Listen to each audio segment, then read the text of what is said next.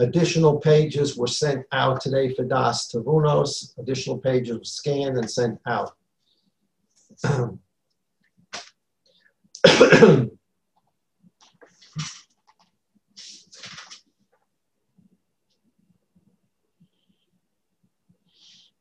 We learned, we're in Siman Ayin Ches, for those who are following the paragraph number 78. In the Daas Tevunos from Friedlander, we did page Samachay 65. And again, the question is everybody's choice whether you're going to be Mr. and Mrs. Guf and have your Guf dominate the Neshama, which means the dense dark offer of the Guf is going to dominate the Neshama, in which case you're going to sleep in the bed you made. And Rebbe Shalom is going to say, you like dust, you like dense, you like darkness. La'aleinu, I'll send you Hester Panim, which we're going to, Emet Hashem, learn about later this week in Parsha. This week's Parsha has the pasuk Vanochi Haster Astir Panai. God says, I will hide, quote unquote, my face from you. What is Hastoras Panim? We'll take a look at that more in depth this week. We've been talking about Hester Panim. At any rate, the two midos, the two basic midos from which everything comes, is either Hester Panim. God is giving you sort of, quote unquote, the cold shoulder. He's not giving you much attention. He's covering up his face. You can't see his face. Or ha'aras panim.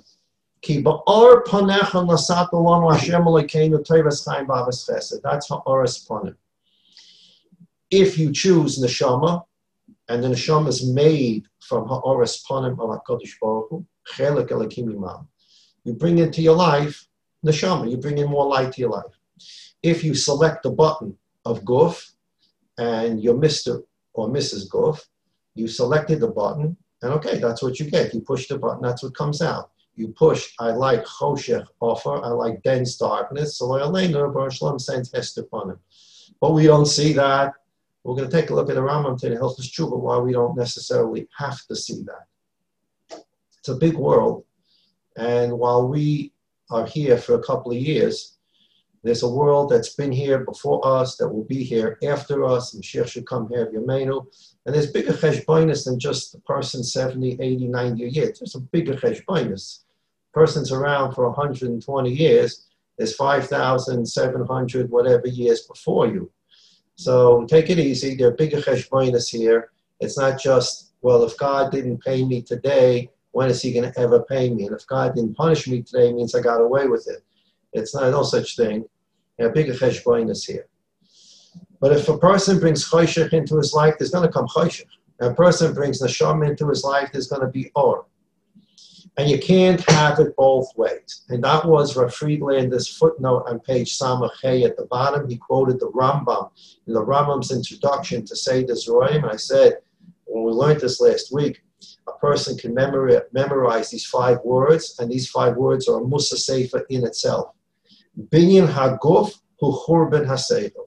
The more you develop guf, the more you indulge in guf. At the same time, you're burning down and destroying the seichel or the neshama. Mekenish tansim of beida chasanas in ein mo. You can either pick the neshama chasana or the guf chasana. That doesn't mean we're crazy hermits. It means that the neshama dominates the guf, and what the guf needs, the neshama directs it and says, yes, you can get married. Yes, you can eat. Yes, you can take a tiyul. Yes, you can take a walk. Yes, you need a vacation. And this is how the Rebbeinu Shalom tells you how to get married. And this is the Rebbeinu Shalom tells us how to carry on a marriage. And this is how the Rebbeinu Shalom tells us how to eat, when to eat, and what to eat. And this is how the Rebbeinu Shalom tells us how to relax and enjoy our lives. And that's how the neshama rules over the guf. But to the extent that a person wants to overindulge the guf, which the Ramban calls at the beginning of Parshas Kedoshim, the famous Ramban, Al-Menuvel B'Shus HaTorah, a person can live within the 4 amas of halacha and still be disgusting in the eyes of the Rebbeinu Shalom. A person can live inside the halacha, everything's fine, and it's just absolutely disgusting. A person has a lot of wives, constantly eating meat, overindulging. Everything is the best hashgacha meat, and all the wives are absolutely top notch, no questions, etc., etc. Person, the Ramban says, could be a menubal b'shus haTorah. That means that he's satisfying halacha, but he's still living guf. He's not a neshama person. The Rambam, Maimonides, says it as binyan haguf u'churban haseichel. You should know that the more you indulge in guf beyond what you should, you're burning down the neshama. You can dance on both legs. So at the time of the Jews, at the time of the Eitz Hadas Tovara, at the Jews, Adam Arisha and Chavu and Nichshol, and the pasuk says they saw the fruit was good to the eyes and was desirous to the eyes, and they allowed the eyes, the guf, to overcome God's instruction. So Rebbeinu Shalom said, no problem. You want guf eyes, you don't want spiritual eyes, you will have guf. And guf means what? If you want to be guf, you shall be guf. Guf dies, therefore you will die. Guf has to go into the field to work. You'll go into the field to work. Guf has pain when it gives birth. You shall have pain when you give birth, etc., etc. None of these are punishments, the Ramchal says.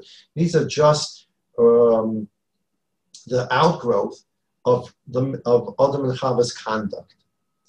All this changed at Har Sinai when the Jews were Makabel Torah. They came to the level of Adam Harishon before the Chet.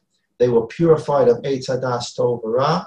And unfortunately, at the Chet HaEgel, they went back to that Zuhama. They went back to that poison. The Gemara calls it a Zuhama. The Gemara in Shabbos calls it a Zuhama. And they took into themselves again that poison. And we go back to the same system of death, decompose.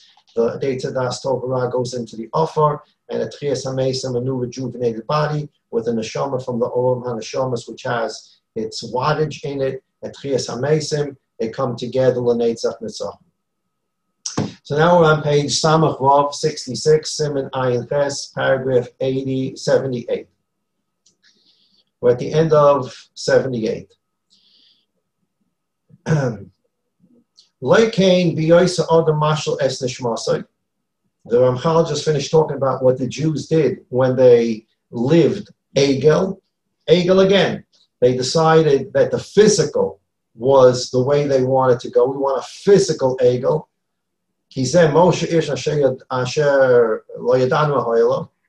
don't know what happened to Moshe. And now we need a physical God. We need a physical God. We're not going to go into it now. This physical God we call the Egel.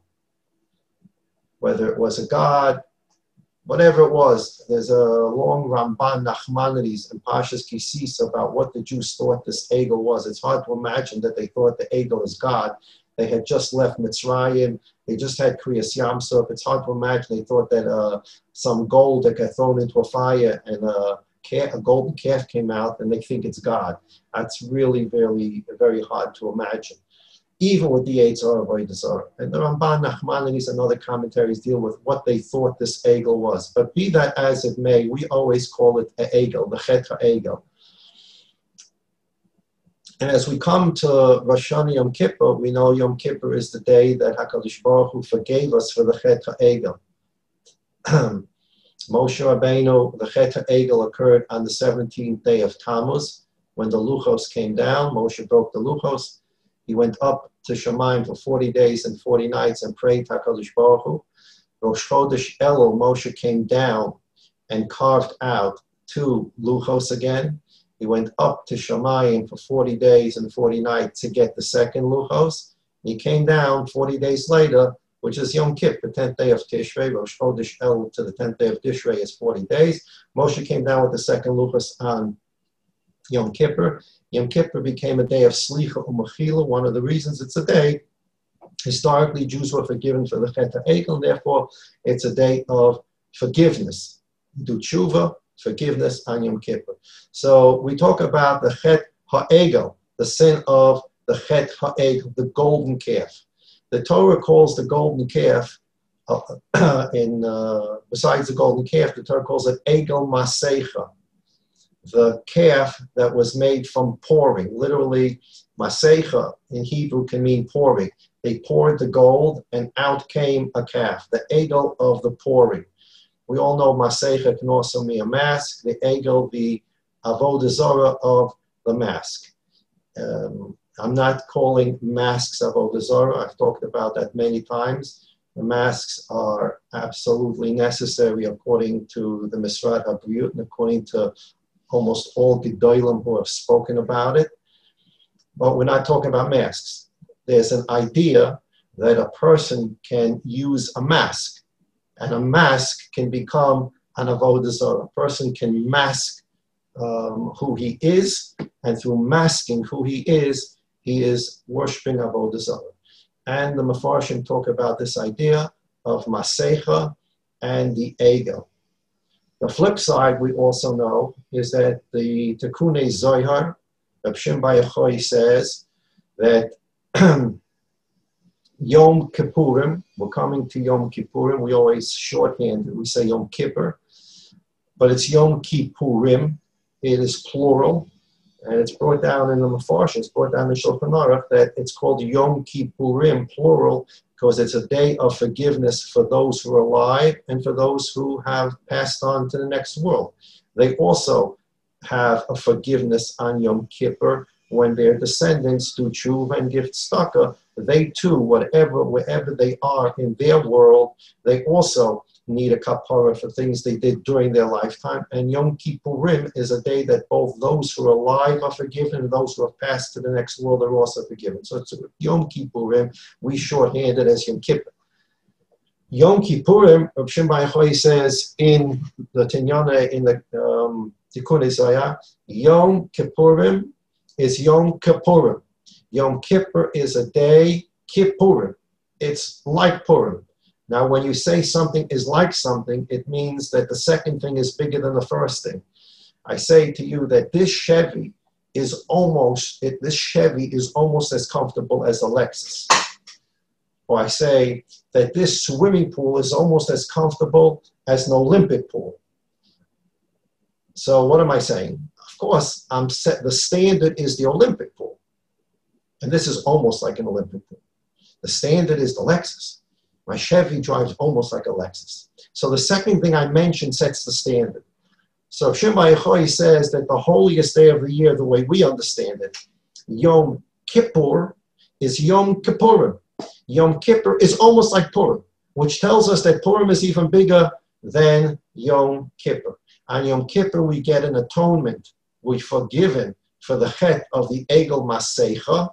And on Purim, the minhag is to wear Masecha. We're not going to go any further than that, but the Sforim talk about this idea. At any rate, at the Chet HaEgel, the Jews, again, the poison of the Chet HaDaas Eitz, the Eitz HaDaas Tov Ra poison, again, was there. The Gemara calls it Azuama. So back to where we were, death, decomposition, and Tchias HaMesa. So that's what the Ramchal was talking about. Now he says, this is not the case when a person enters and makes himself, pushes the neshama button. I am Mr. Neshama. He makes the neshama the ruler over his life. Because if you push neshama button, where did neshama come from? Light, ha'aras panim. So HaKadosh Baruch Hu will shine more light on you. And the Rebbeinu Shalom, as the person becomes greater and greater and greater, and more neshama and more light and more neshama and more light, the Rebbeinu Shalom will lift this person up. He'll be like the holy angels, the Srafim. Because tzaddikim are greater than malachim. It's a famous machlokes Rishonim. Rishonim talk about this in whatever it's nageya. Is a tzaddik greater or is a malach greater?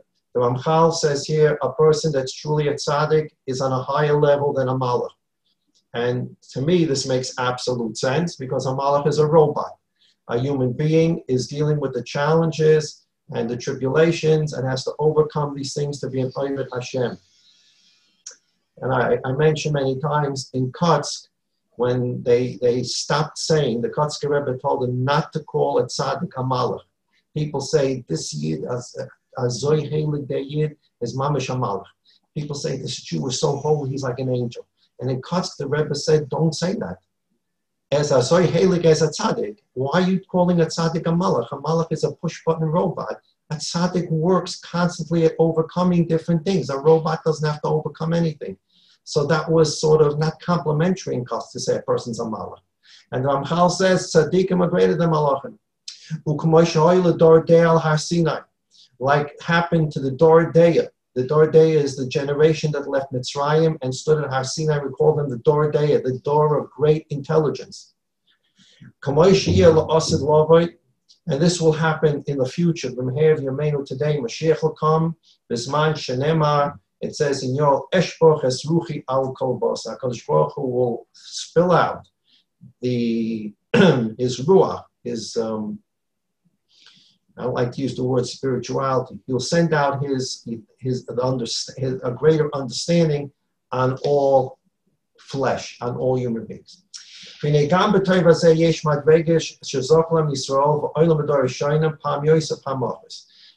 madrega of acquiring more and more light and becoming greater and greater is dependent on the person. It's also dependent on generations.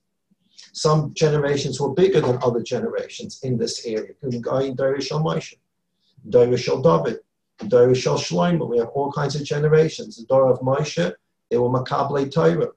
The door of David was the door that basically conquered Eretz Yisrael. The Darish conquered Yerushalayim and started the process of building the Beis HaMikdash. Darish al Shlomo, the generation of Shlomo who built the Beis HaMikdash, and those are the 40 years of Ishtachas Kafnai. Shlomo Melech ruled the world. And similarly, there are many generations that were very successful generations in our history. These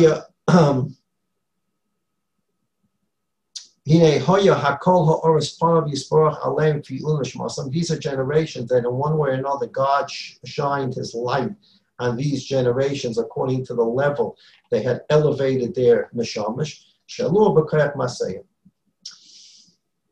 Rav Friedlander's caption now is Kafi Shlitas Haguf Oya Neshama. Depending upon what a person does, the guf will rule the neshama, or the neshama will rule the guf.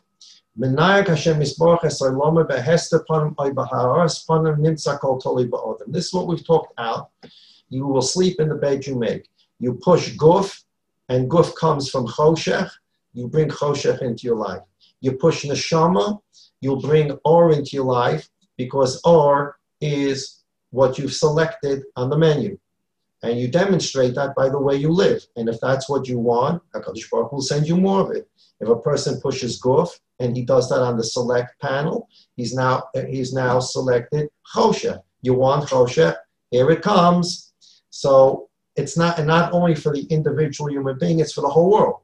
The whole world is making decisions. And we'll see that in a moment when we see the Ram Hilchos Tshuva. The world's making decisions all the time. And the Rebbeinu Shalom looks at the world. He can look at a city and say, this city has made a decision of choshech. It's a guf city. So we'll send some guf there, choshech. This city made a neshama decision. We'll send or there. Or you should see, Shekasha Novim Prote Metzias Haguf HaNeshama, Matzaveh Behester Ponim V'Heiros Ponim, K'moishe Nivru B'chol Chiluke Proteim Shavin Yazeh, Novim Memela Kol Yisidri Anagosi Yisborch Shenog V'Shu Menaigas Eloma Itam Toiv Itam L'Rachas Shalom. If you look at yourself and understand yourself, I am part neshama and part guf. My neshama comes from holy light. My guf comes from dust of the earth. And these two things are combined. I now can understand that the same way those are the component parts that make me up, those are the two component parts that make up the way God runs the world. If I select guf, it's going to be guf in the world. If I select neshama, it will be neshama in the world. So the way the component parts that make up the human being, those are the component parts that make up how God supervises the world. Now take a look at the tremendous wisdom, to the extent that a human being can understand it. Look at the tremendous wisdom God has put into how he runs the world. You want to understand how God runs the world, which is one of the purposes of this whole sefer, is that people don't feel like there's a pilotless plane and they're in their seats suffering from anxiety. we started the Sefer. We said that one of the things about the Sefer is going to explain to the extent we can understand how God runs the world, because we want to understand it. We get very scared when we think, Chas v'shalom, that we're in a state of no pilot. And all of a sudden you get that call, you get the loudspeaker on the plane, and everybody said, and the loudspeaker says, "We're sorry to inform you, the pilot just had a heart attack. The co-pilot just got out of piloting school. He's not sure what to do. Everybody put your head between your knees and God bless." So people start saying Tehillim. They start getting nervous because there's no pilot to the plane. And we get very nervous when we, Chas v'shalom, with Corona, with this, with that, and we get the idea that that there's chaos in the world. There's no order here, and nobody's running this place, and it's a ship without a captain, and who knows what's going to happen next. And that's where we started the Sefer. There's no chaos here, because it's chaos to the human eye, the guf eye, but the neshama eye that has developed emunah understands that the God is a craftsman. One of the ways we understand the word emunah is from amon, a craftsman. The Rebbe Shalom is a craftsman. In order to make a perfect statue, for example, we know you carve out and knock off some of the plaster. And as you're cutting off and knocking off plaster, you're making a mess on the floor. Plaster is being destroyed. And at the end of the process, you see, oh, this is ingenious. Look at the statue that came out of this. But there's a process that does look to us at the beginning like this is just a mess. And at the end, when we can see the whole picture, we see that it's a beautiful painting. So if we look at ourselves and we understand that we have guf and neshama, and it's up to us, our bechira, whether we want to be guf or neshama, and then we understand that our decisions are not just guf and neshama. These are decisions that tell God, this is how I want you to deal with me, or this is how I want you to run the world. While we say God runs the world, and that's absolutely true, God runs the world based upon choices that we make. The Gemara in Tainus on Daf Tes is a Gemara that talks about a pasuk, Ivelis Odom T'Salif Darkei Val Hashem Yizaf Ruchai. People have bad things happen to them, and then they look up at heaven, they complain to God, why did this happen to me? Why did you do this to me? Well, hold it. Why don't you take a look at yourself and figure out that maybe you haven't had a neshama relationship with God. Maybe you've had a guf neshama relationship, a guf relationship with God. Maybe you brought guf on yourself. Be that as it may, is a tremendous chokhmah here. To the extent that a human being can understand that. Look at yourself. You have a guf from offer. You have a neshama, a chelek elikim imam. And we all understand this because we all go through the complexities and the confrontation constantly between guf and neshama. Should I, shouldn't I, want to, but you shouldn't. We understand that there are two things that make us up.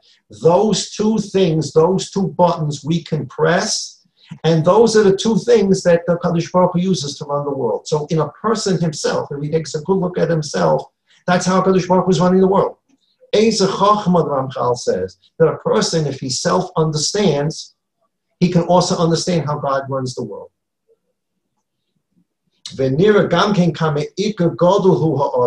And now you can understand how important a person is in the world, because God is going to run the world based upon how you run your life.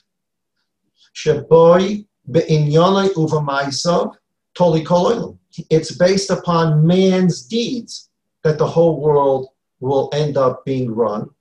Everything that happens from the beginning till the end is all dependent upon decisions man makes. Neshama will send you light. Guf will send you darkness. If you take a look at footnote 157, the last footnote on page 66,